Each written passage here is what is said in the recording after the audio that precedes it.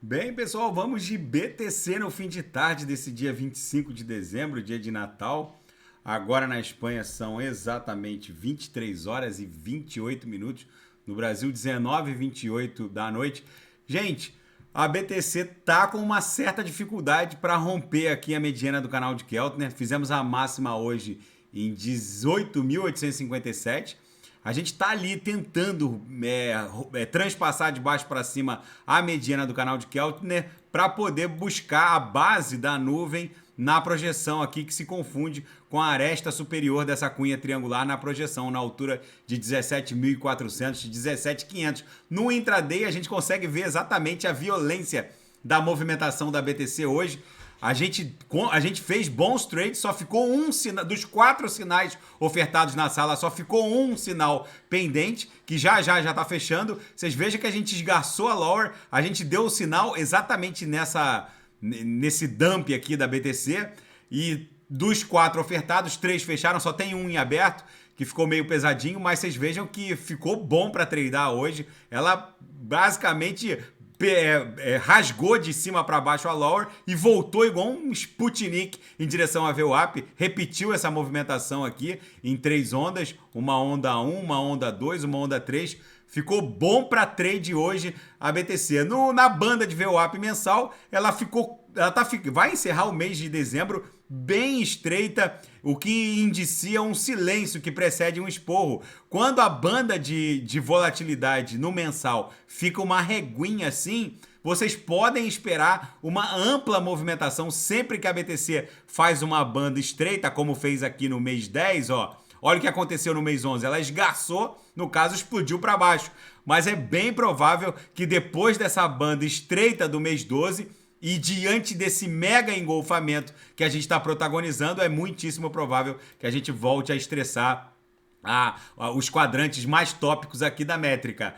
Então, o que falta agora para a BTC é superar 17 mil, que é onde está a mediana do canal de Keltner. Aí sim ela vai incursionar para dentro da nuvem e de repente até buscar o suporte dessa camada congestional desenhada entre setembro e outubro desse ano, que coincide aqui com o centro gravitacional da nuvem, na altura de 17.900, quase 18 mil dólares. Aqui a gente deve formar uma subonda 2 para numa onda 3 buscar esses topos aqui, que coincidem também com esse centro gravitacional desse setor mais espesso. Na minha leitura é essa a movimentação que a BTC vai protagonizar.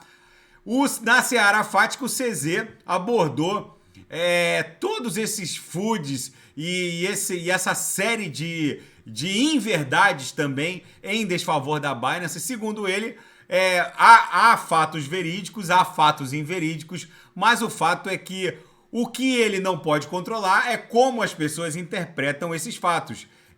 Muito desse food todo tem relação com as investigações criminais que a promotoria norte-americana está desenvolvendo e evoluindo, inclusive, em desfavor do próprio CZ e da Binance, mas que na minha leitura vai acabar com um grande acordo. O CZ tem dinheiro para isso e é isso que deve acontecer. Segundo ele, em grande medida, todo esse food também tem a ver com uma parcela da comunidade cripto que migrou a forceps em direção à autocustódia e agora resolveu eleger as Cephais como as grandes inimigas do mundo cripto. Segundo ele, o próprio CZ, o colapso da FTX fez adiantar alguns anos em termos de migração dos usuários e entusiastas criptos em direção à autocustódia. Mas isso não justifica todo esse food, esse ódio destilado contra as Cephais, principalmente contra a Binance. E a ex-CEO da Alameda Research, que era o braço de investimentos da FTX, já está colaborando, né, com os promotores norte-americanos para conseguir para que a promotoria consiga a pena máxima em desfavor do Sam Bankman-Fried, e ela confessou que usava depósitos dos clientes para pagar empréstimos em investimentos de alto risco. Eles investiram num monte de shitcoin, até em avião caindo eles investiram. O fato é que toda essa dinheirama, quase toda ela, virou pó, e muito desses 8 bi que ficou faltando, né, para a FTX honrar a dívida com os usuários, muito se perdeu com essa série de investimentos translocados que eles promoveram. E o poder de mineração da BTC sofreu um dump nas últimas horas de 30% em razão do ciclone bomba Elliott, que varreu o norte dos Estados Unidos, continua causando estragos, derrubou as temperaturas e deixou mais de 1,5 milhão de americanos sem energia elétrica. Mas tudo já está voltando ao normal, mas acabou afetando o poder de mineração, o hash rate da BTC. E na seara geopolítica, a China realiza exercícios militares em torno da ilha de Taiwan, citando um conluio norte-americano entre as forças norte-americanas e as forças de Taiwan. Enfim, vamos ver como isso vai se desdobrar. Esperamos sinceramente que isso não evolua para um novo conflito do tipo Rússia e Ucrânia. E conservadores da província de Alberta conseguiram aprovar uma lei no parlamento da província canadense rejeitando a soberania federal do Canadá. Na prática, essa lei que eles aprovaram pode rejeitar qualquer regulamento federal ou até mesmo legislação federal canadense. O primeiro-ministro do Canadá, o Trudeau, afirmou que vai provocar a Suprema Corte e após o julgamento da constitucionalidade dessa lei da província de Alberta, que rejeitou a soberania do Canadá, ele vai tomar as devidas providências. E se a lei for declarada inconstitucional, como provavelmente deve ser declarada, ele não vai admitir qualquer insurreição ao cumprimento da legislação federal canadense. E uma reportagem muito interessante na Bloomberg que dá conta de que o mundo está vivendo a era da geoeconomia. Segundo esse analista, até poucos anos atrás, os líderes mundiais poderiam definir suas políticas monetárias e de segurança nacional de forma independente. Porém, hoje, todos esses aspectos da vida das nações e do cotidiano econômico e social das nações acabam se interligando com a macro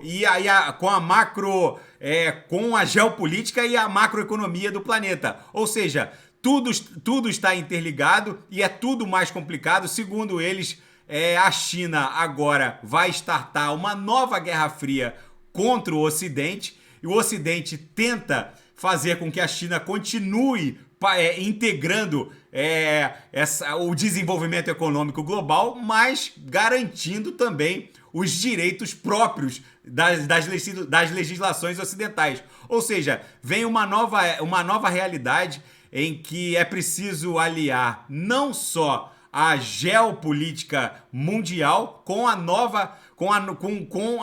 esse novo formato em que tudo está interligado.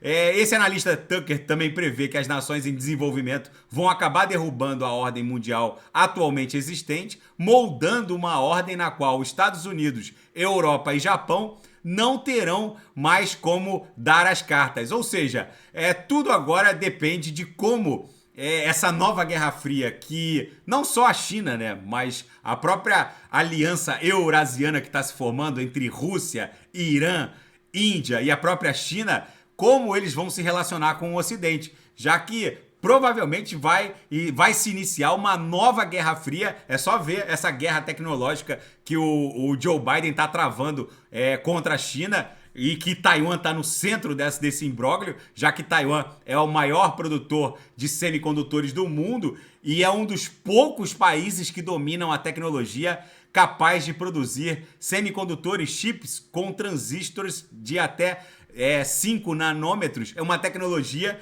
que é capaz de escalar também a tecnologia militar. Ou seja, tudo tá virando uma nova Guerra Fria, o mundo tá maluco. Agora, líderes para definir as próprias políticas domésticas precisam levar em consideração a geopolítica e macroeconomia mundial. Então, nesse cenário, eu tenho para mim que a BTC vai se consolidando num horizonte de absoluta incerteza, até que a BTC está se saindo muito bem. é muitíssimo provável que, rompendo a mediana do canal de Keltner aqui na altura de 17 mil, a gente só encontre uma resistência mais relevante em 17.400, 17.500, para aí sim buscar o centro gravitacional da nuvem.